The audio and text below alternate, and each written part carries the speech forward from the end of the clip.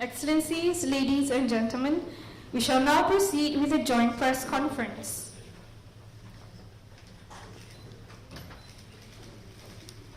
I have the honor to invite the Honorable Prime Minister of Malaysia to deliver his statement. Assalamualaikum warahmatullahi dan salam sejahtera. Yang Mulia Perdana Menteri Singapura, Lord Wong, Timbalan Perdana Menteri, Menteri Premier dan rakan-rakan yang dimuliakan, pada hari ini kita dapat saksikan satu pertemuan yang bermakna di antara kedua negara. And I, of course, on behalf of the Malaysian government and people, wish to express my profound thanks and appreciation to Prime Minister Lawrence for being here for the annual retreat between Malaysia and Singapore. We recorded Singapore not only as a neighbor but a very important ally and committed to enhancing bilateral relations. And we have seen various achievements in all fields of endeavor. And today we have seen new measures extending beyond the traditional sort of arrangements into new areas, including education, energy, and a few other investments. Of course, Singapore remains as our #1, field. Bilateral investments and also in terms of trade. And we look forward to enhancing this, particularly with the Johor-Singapore Economic Zone, which to me a spectacular sort of a move within the region and of course internationally. And I look forward to working well with Prime Minister Lawrence on this. How else can we help and work not only to ensure the success of Johor, Malaysia, but also Singapore, and jointly in the region. And then we discussed a number of issues, including some concerns about maritime cooperation, which has been there for some time, but at least there is clear commitment and progress. Similarly with this water discussions, we are reopening the discussions, and the technical team will discuss the parameters. We explored the, suggestion, particularly by Sarawak government, on the export of energy using the undersea cable through Semenanjung to Singapore, or alternatively, other measures which would require the understanding of our other neighbors. We also discussed the issue of Flight Information Region, FIR, recognizing the needs of Malaysia in terms of its connectivity with Sabah Sarawak, but at the same time the requirements of Singapore to ensure that the performance and activities in Changi and Selangor is unaffected and will be further facilitated. So, and thank again for the support for Malaysia's chairmanship ASEAN, and I look forward to engaging with Prime Minister Lawrence. Although he's just assumed the position of Prime Minister, but I think I've met him a number of times, and exchanges have been extremely cordial, friendly, and helpful in many, many ways in terms of our joint effort and commitment to enhance bilateral relations between Malaysia and Singapore. So I wish Happy New Year. We just recovered from COVID, brilliant, and I am extremely pleased, and I think I share the sentiments expressed by my colleagues, and you see the number, presence of our ministers, and also the importance we accord as friend and as a trusted friend, Singapore, and I really wish that we could continue and do more together as two great friendly nations. Thank you. Thank you, Honorable Prime Minister. I now have the honor to invite His Excellency Prime Minister of Singapore to deliver his statement. Thank you, Prime Minister Anwar, for your warm hospitality extended to me and my delegation for this visit, and for our first leaders retreat together. Unfortunately, we were not able to meet in December last year. I came down with COVID. One of those things that happens unexpectedly. I thank you and the Malaysian government for making the accommodations to adjust to a different date, and I'm very glad that we are able to find a date right at the beginning of 2025. So I'm your first visitor for the year, and I'm glad that we are able to start the new year on such a positive footing to have this visit and to have our first leaders retreat together. Of course, PM Anwar and I have met many times bilaterally since my first introductory visit last year, and also in regional and multilateral forums. We've built up a very strong understanding, friendship, a relationship built on trust with one another, and that anchors our bilateral relationship as well. So this retreat is a useful opportunity to strengthen our friendship even further. We both agreed on a shared vision of growing connections and connectivity between our two countries. For example, we are celebrating our shared heritage. We have done so through the joint nominations of the Kebaya and Jingge for UNESCO's Intangible Cultural Heritage List. And we are having a tri-annual cultural showcase, which Malaysia will host this year in conjunction with the 60th anniversary of diplomatic ties. We are investing in our shared future together. You saw the host of agreements that we exchanged just now, including the MOU on higher education, as well as the exchanges of English teachers through the Malaysia-Singapore English Volunteers Program, which both PM Anwar and I discussed during my introductory visit last year. We both agree that bilateral cooperation must continue to deliver concrete benefits to both our peoples. And that's the basis on which we worked on the Johor-Singapore SEZ, or Special Economic Zone. It's an important project which will build on the complementary strengths of Singapore and Johor, so that we can both be more competitive, enhance our value proposition, and jointly attract more investments to our shores. And by doing so, it will create good jobs and more opportunities for our peoples. When negotiating the agreement, both sides have actively engaged stakeholders to ensure that the SEZ has the conditions to help our businesses grow together for the longer term. So we are confident about the SEZ, and we look forward to taking it forward.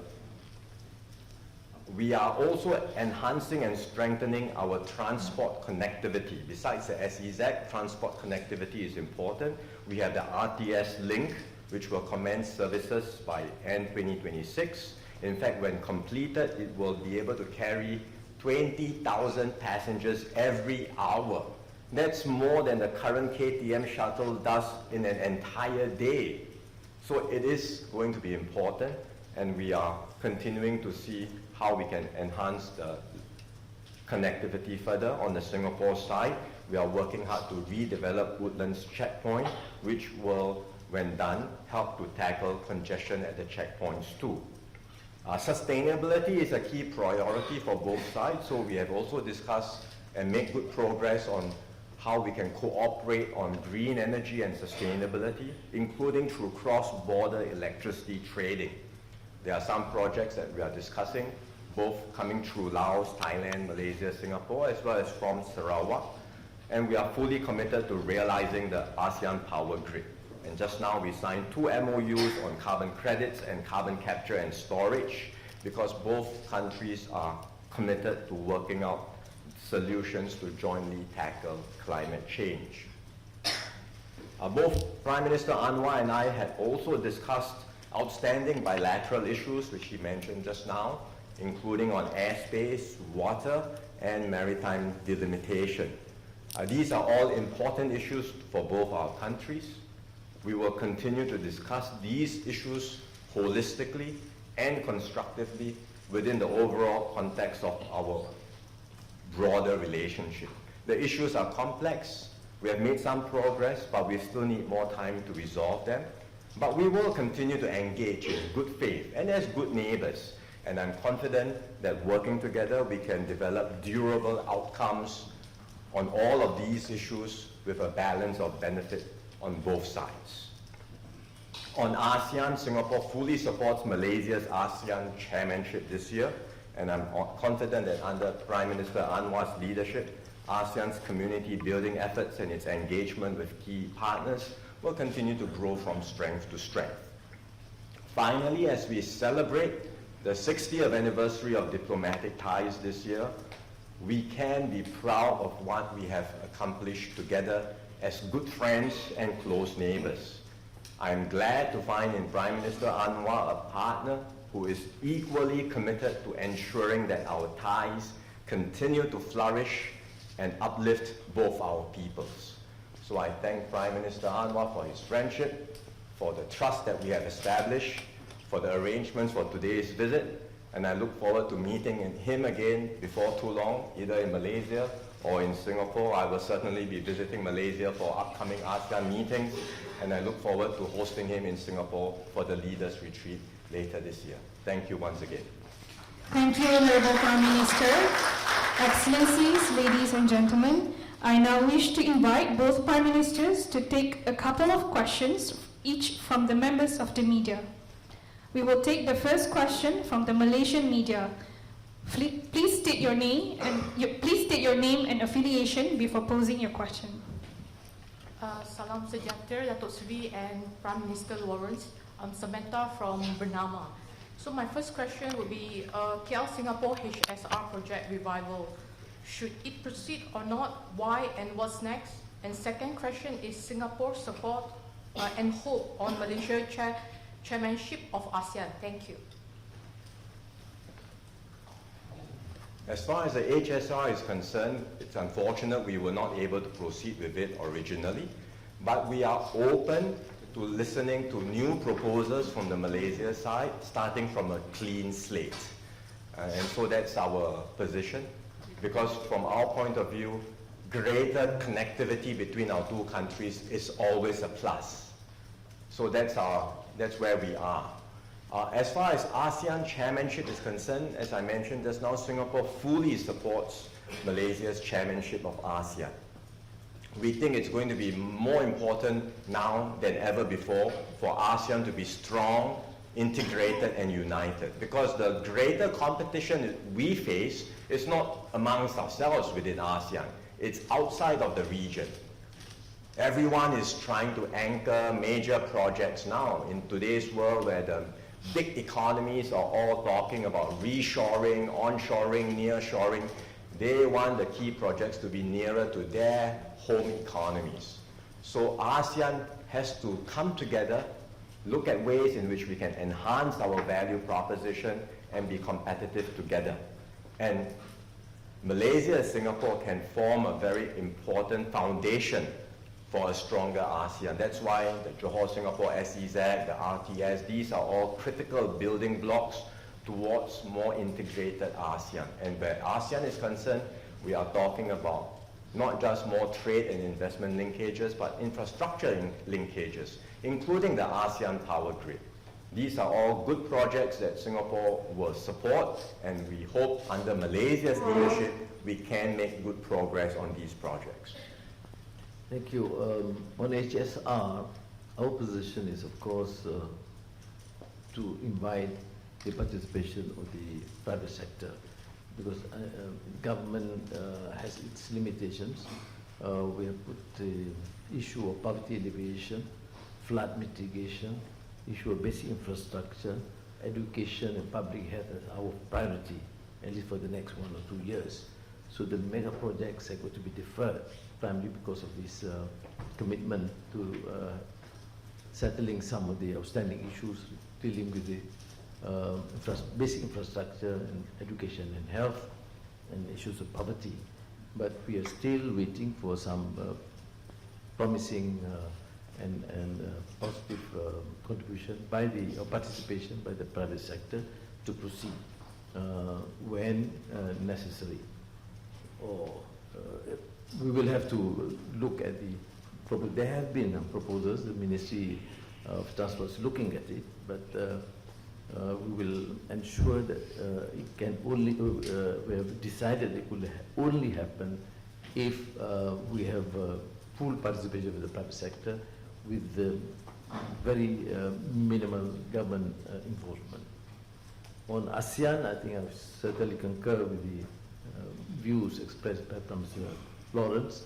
That is why the focus should be more in terms of energy, ASEAN energy grid, or connectivity in the ASEAN digitalization framework, in terms of enhancing intra-trade and investments within ASEAN, which has been unfortunately lacking.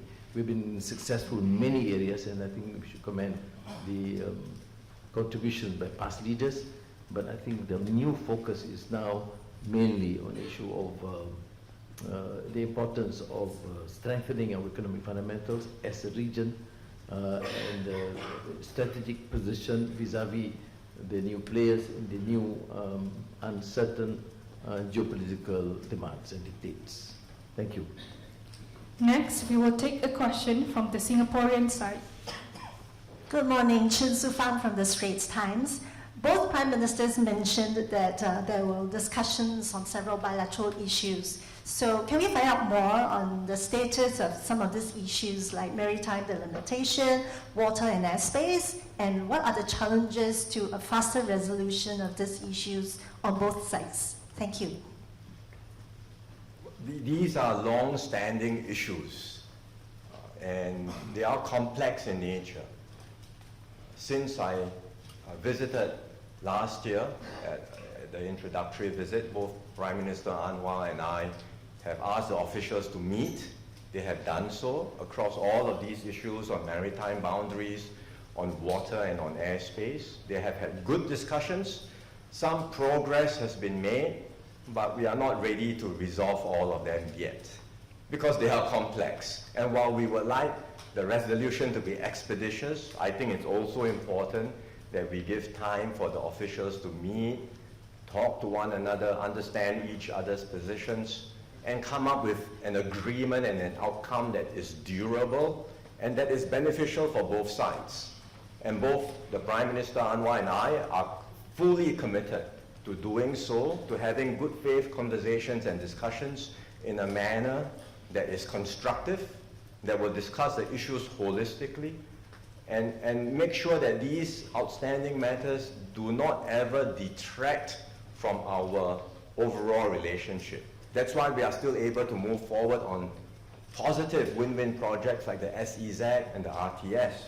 So we do not want these issues, even if there are differences of views, to detract from the positive projects that we can do together. But where these issues are concerned, we are fully committed to discussing them constructively, holistically, and I am confident that in time to come, we can achieve durable and mutually beneficial outcomes across all of them. Yes, these are complex issues, and our position is, of course, as Prime Minister Lawrence have said, to deal with it holistically or in a comprehensive manner, so that you see that some areas which is demanded by Singapore, some demanded by Malaysia, should be fully considered, and the final settlement should be a win-win sort of a position. But this has not in any way, and I agree, not only distracted but frustrated any of our positive attitude, position on the fundamentals, economic or energy or digital or investments and trade. And to me, this has to continue, and we can expand this further, because these negotiations have been going on for the last few decades. So I don't think we should wait for the few decades to come. We can always do it, not necessarily in an next annual retreat. We agree that this quarterly basis we should have form of short meeting to review this, and in that manner compel our technical team, the experts, to deal with it expeditiously. Thank you. We will now return to Malaysian side for the third question. Assalamualaikum and salam sejahtera. My name is Madiha from Asra Awani. My question would be, what is your message to investors, especially on incentive structure? what incentives will be offered to attract investors and businesses to SEZ? Thank you. Yes.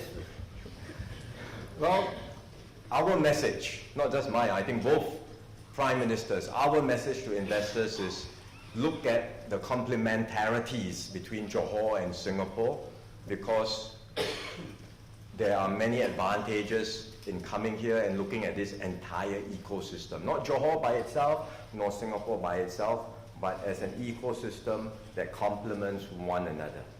And I think there are many strengths that we can harness from both sides that will allow us to enhance our value proposition and make this a much more competitive and attractive venue for businesses to operate from.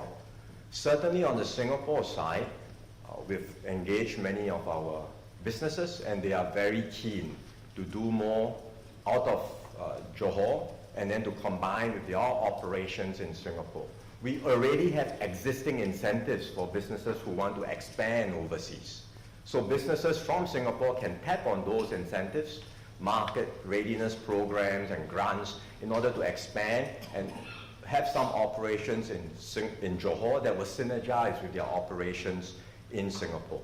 But in fact, I think the greater potential for the SEZ is not just about Singapore businesses going to Johor, but it's about both sides working together to attract new investment projects globally.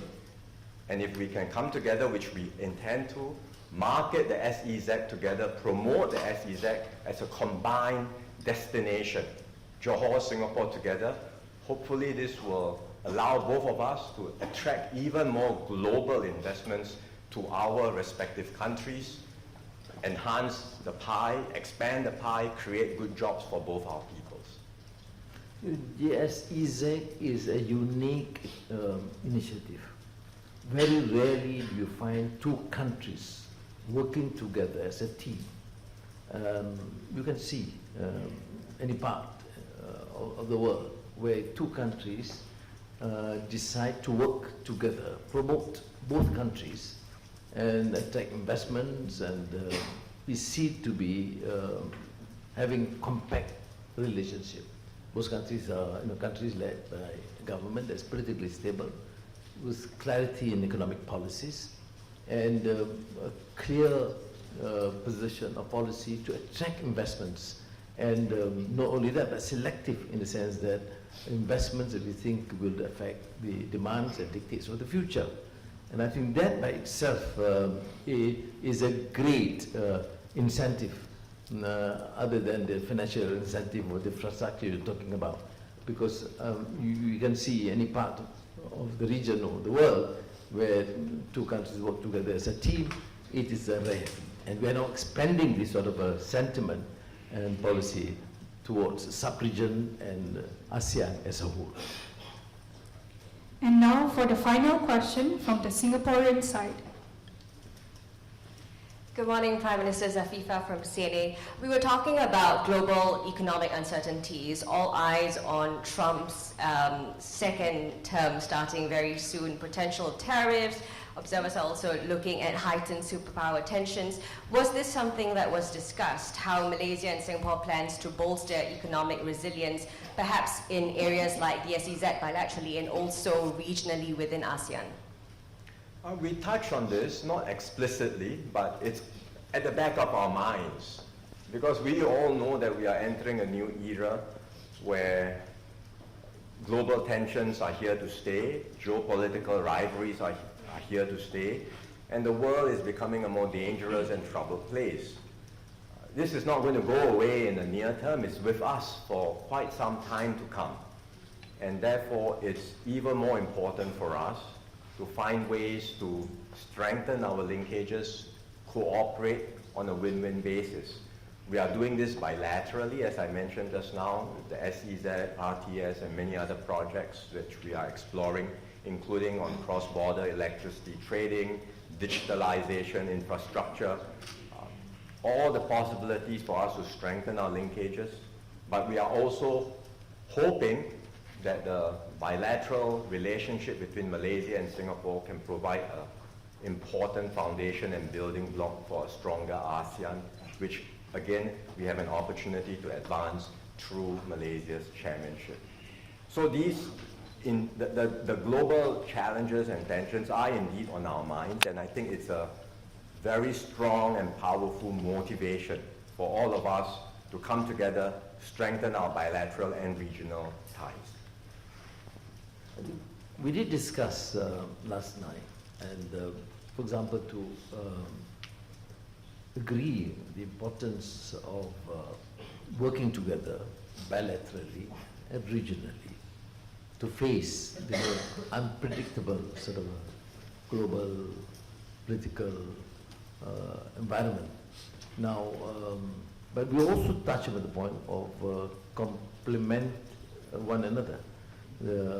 Singapore has its strength vis-à-vis some countries. We have our strength vis-à-vis some other countries. Why can't we work as a team and to assist and complement one another?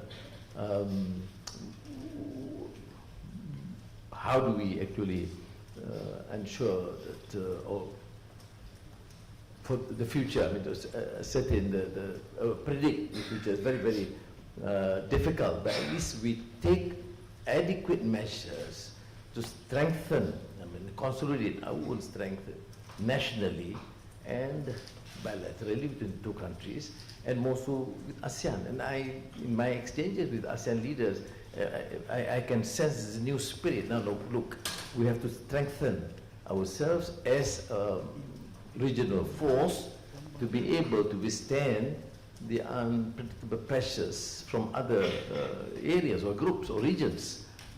We hope that we should collaborate instead of talking about contentious divisions and tensions. But finally, it is how we deal with these issues. And I am, of course, I can't give all the answers. I think what we can do is we do our best for now to strengthen our fundamentals and our force and work as friendly nations to collaborate with all. And that's the position that Malaysia has taken. And I see Singapore has its strength, and so do we. And why can't we work?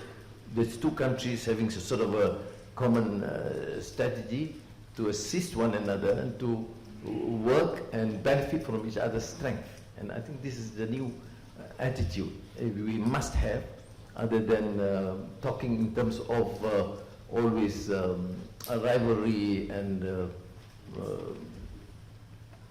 unnecessary conflicts. And I think that's only not in the spirit with Singapore, but I see many of our countries within ASEAN, even in our attitude in trying to resolve the more contentious Myanmar conflict, there is that preparedness to try and work together as a team.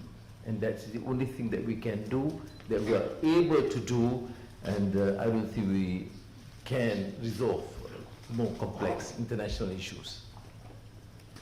Thank you, Honorable Prime Ministers, for the responses.